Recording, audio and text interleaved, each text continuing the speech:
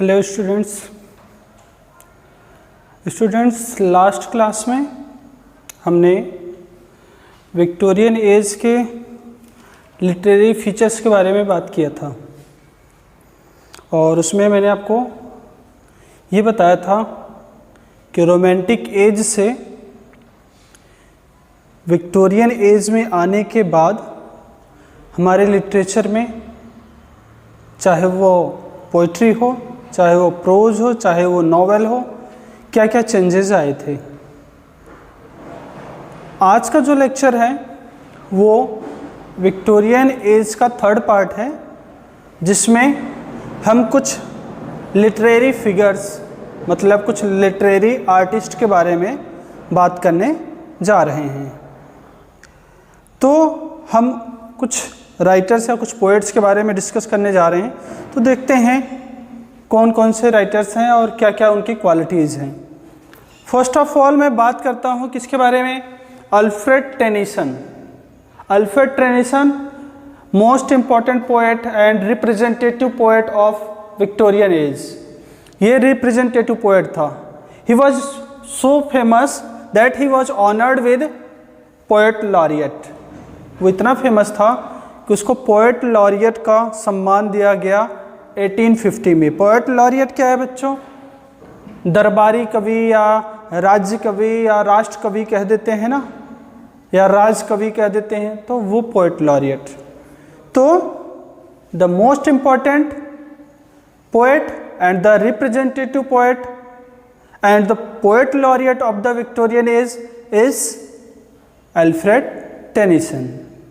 इसकी पोएम्स के बारे में थोड़ा सा देखिए क्या कह रहा है कि his poems are filled with ideas, politics, culture, religion, science, discovery, मतलब all the things that is found in Victorian age are involve in the poems of Alfred Tennyson.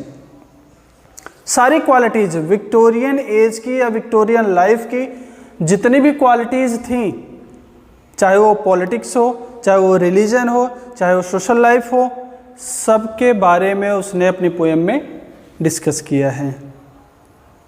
तो ये अल्फ्रेड टेनिसन था। बाकी इनके बारे में डिटेल से जब हम अपने कोर्स पे सिलेबस पे चलेंगे तो उसमें इनकी पोएम्स हैं, तो वहाँ पे हम इनके बारे में और भी डिस्कस कर लेंगे। दूसरा जो लिटरेरी फिगर है इस एज का वो है Robert Browning, who is best known for his dramatic monologue. Robert Browning किस वजह से जाना जाता है इंग्लिश लैंग्वेज में, इंग्लिश लिटरेचर में? Dramatic monologue. तो Robert Browning, the most important characteristics of his poem is the interest in character. उसके पोएम्स को अगर हम पढ़ेंगे ना तो उसकी पोएम से हमें एक क्वालिटी या एक कैरेक्टरिस्टिक जनरली निकल के बाहर आ जाता है, वो है इंटरेस्ट इन कैरेक्टर। मतलब वो अपनी पोएम्स में, अपने वर्क्स में जिन कैरेक्टर्स को डिस्कस करता है उनके बारे में फुल डिटेल देता है। जैसे इसकी एक ड्रामेटिक मोनोलॉग अपने कोर्स में है, माई लास्ट डचेस। जब उसको पढ़ेंगे तो हम उसमें ड्यूक और डचेस इन दोनों के कैरेक्टरिस्टिक्स के बारे में पढ़ेंगे, क्योंकि वो सारी डिटेल में बताता है सारे पॉइंट्स या सारी कैरेक्टरिस्टिक्स ऑफ द पर्सन। तो इसके पोएम्स की सबसे इम्पॉर्टेंट कैरेक्टरिस्टिक्स क्या है कि इंटरेस्ट इन कैरेक्टर। ये इंटरेस्ट दिखाता है किसमें? कैरेक्टर में। नेक्स्ट जो अपना एक इसकी क्वालिटी है इसकी पोएम्स की, he is a great master of art of presenting inner side of human beings. It means वो मास्टर था, किस चीज में मास्टर था? To present the inner side of human being. अभी मैंने बताया था ना, इंटरेस्ट इन कैरेक्टर, कैरेक्टर में इंटरेस्ट दिखाता था। इट मीन्स कि कैरेक्टर के हर एक फैक्ट को, हर एक पॉइंट को एक्सप्लेन करने की कोशिश करता था। तो वही चीज़ यहाँ बता रहा है कि वो मास्टर था। किस चीज़ में मास्टर था? Present the inner side of human being के अंदर क्या चल रहा है, उसके मन में क्या चल रहा है, उसको भी प्रेजेंट करने में वो मास्टर था। साथ ही साथ their mental and moral qualities, inner side present करने के साथ साथ उस व्यक्ति की या उस कैरेक्टर के मेंटल कंडीशन को भी एक्सप्लेन करता था और उनकी मोरल क्वालिटीज के बारे में भी हमें बताता है। इन सब का बेस्ट एग्जाम्पल हम अपनी पोएम में देखेंगे माय लास्ट डचेज में। Next, he is the best known for dramatic monologue. अभी मैंने आपको बताया था ब्राउनिंग किस वजह से जाना जाता है, अपने ड्रामेटिक मोनोलॉग की वजह से। He was an optimistic. तो देखो बच्चों, हमने एक क्वालिटी पढ़ा था जब हम कैरेक्टरिस्टिक्स पढ़ रहे थे विक्टोरियन एज के, तो उसमें हमने पढ़ा था कि ऑप्टिमिस्टिक क्वालिटी थी रोमांटिक एज की, और पेसिमिस्टिक या पेसिमिज्म या स्केप्टिसिज्म क्वालिटी बन गई किसकी, विक्टोरियन एज की। लेकिन विक्टोरियन एज में भी ये एक ऐसा पोएट है जो कि कौन सी क्वालिटी रखता है, ऑप्टिमिस्टिक क्वालिटी रखता है। साथ ही साथ ही is known as one of the best love poets in English language. वो कौन, रॉबर्ट ब्राउनिंग एक लव पोएट्स के रूप में जाना जाता है इंग्लिश लैंग्वेज में या इंग्लिश लिटरेचर में। ओके, नेक्स्ट थर्ड वन है एलिजाबेथ बैरेट ब्राउनिंग, जिसके बारे में मैंने आपको लास्ट वीडियो में भी बताया था कि एलिजाबेथ बैरेट ब्राउनिंग कौन है, the wife of Robert browning. ये दोनों हस्बैंड वाइफ हैं और इसकी पोएम्स की क्या क्वालिटीज हैं, तो she is poetess of humanity and deep पिटी।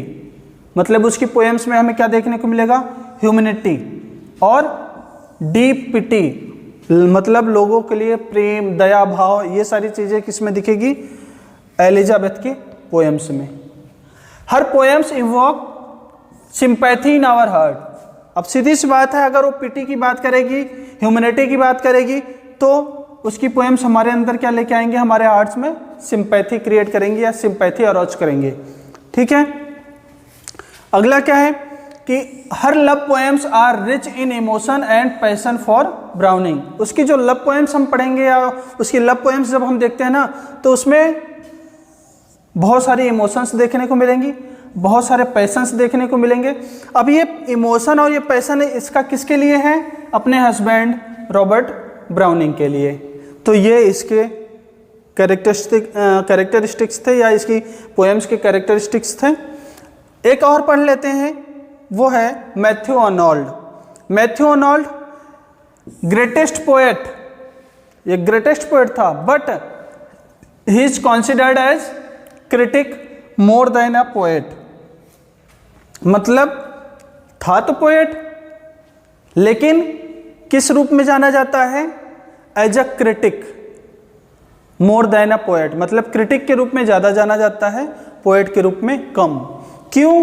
क्योंकि वो अपने पोएम के माध्यम से ही क्रिटिसिज्म करता है, लोगों की क्वालिटी जो कमियां रहती है उसके ऊपर सटायर करता है, क्रिटिसिज्म करता है या उनकी कमियों को दिखाता है।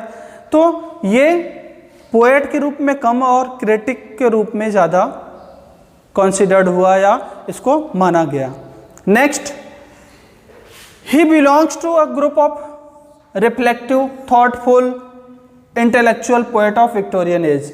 मतलब इसका नाम एक ऐसे पोएट्स के ग्रुप में आता था जो कैसे थे, रिफ्लेक्टिव थे, थॉटफुल थे और इंटेलेक्चुअल थे। मतलब वो रिफ्लेक्टिव, थॉटफुल और इंटेलेक्चुअल पोएट्स का जो ग्रुप था उसमें इसका नाम आता था, किसका, मैथ्यू अर्नोल्ड का। आगे बात करते हैं, he wrote poetry because it is a good and helpful medium to express his view about life and its problem. अभी हमने बताया कि उसको क्रिटिक के रूप में जाना जाता है, लेकिन उसने पोएट्री लिखी। क्यों लिखी? Because poetry, according to him, poetry is the good and helpful medium to express our thoughts या आवर फीलिंग्स अबाउट एनीथिंग। तो ये कहता है कि he wrote poetry because it is a good and helpful medium, किसके लिए, to express views अपने views दर्शाने के लिए, किसके बारे में?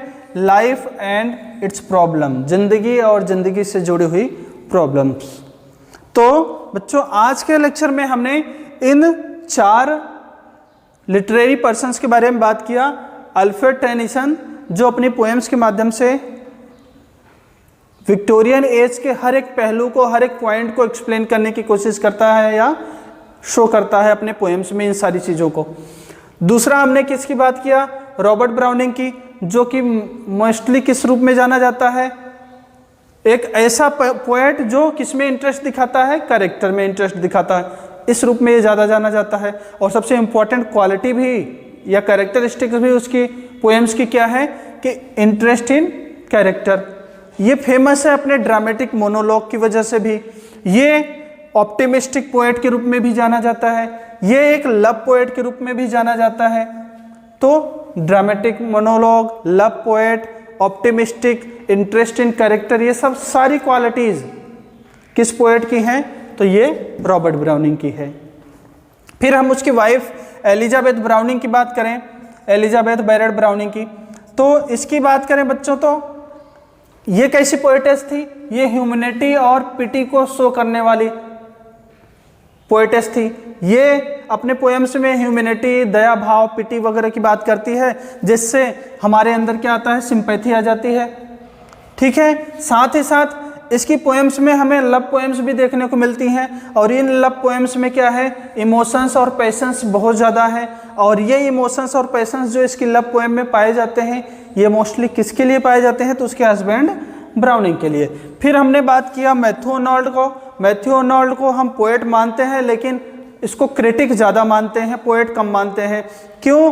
क्योंकि ये पोएम के माध्यम से उस समाज में या विक्टोरियन एज में जो चीज़ें गलत थी उस पर वो क्रिटिसाइज करता था, इसलिए इसको क्रिटिक ज़्यादा मानते हैं। साथ ही साथ मैथ्यू आर्नोल्ड का नाम उस ग्रुप ऑफ पोएट्स में आता है, या ऐसे ग्रुप पोएट्स के ग्रुप में आता है जो कि कैसे हैं? रिफ्लेक्टिव हैं, थॉटफुल हैं और इंटेलेक्चुअल हैं। और लास्ट एक पॉइंट और हमने बात किया था कि इसने पोएम्स इसलिए लिखना स्टार्ट किया ताकि उसने पोएम इसलिए लिखना स्टार्ट किया क्योंकि वो ये मानता है कि पोएम या पोइट्री एक बहुत अच्छा और हेल्पफुल मीडियम है अपने थॉट्स को एक्सप्लेन करने के लिए या अपनी भावनाओं को दर्शाने के लिए। सो बच्चों, आज की क्लास में हमने इन लिटरेरी फिगर्स के बारे में पढ़ा। और भी बहुत सारे लिटरेरी फिगर्स हैं, बट वो सारे चीज़ों को कवर करना या सारे पर्सन्स को कवर करना पॉसिबल नहीं है। सो हमने इन लिटरेरी पर्सन्स के माध्यम से कुछ एग्जाम्पल देने की कोशिश किया है आपको, या कुछ फैक्ट रखने की कोशिश किया है कि विक्टोरियन एज में क्या क्या चीज़ें देखने को मिलती थी। और इन्हीं लिटरेरी फिगर वाली या इन लिटरेरी पर्सन्स वाली क्लास के साथ ही हमारा आज का जो ये टॉपिक है विक्टोरियन एज कंप्लीट होता है। और इसके बाद जब हम अगली क्लास लेंगे तो उसमें हम नेक्स्ट पीरियड की बात करेंगे जो आपके सिलेबस में है 20th सेंचुरी लिटरेचर। सो आज की क्लास के लिए बस इतना ही।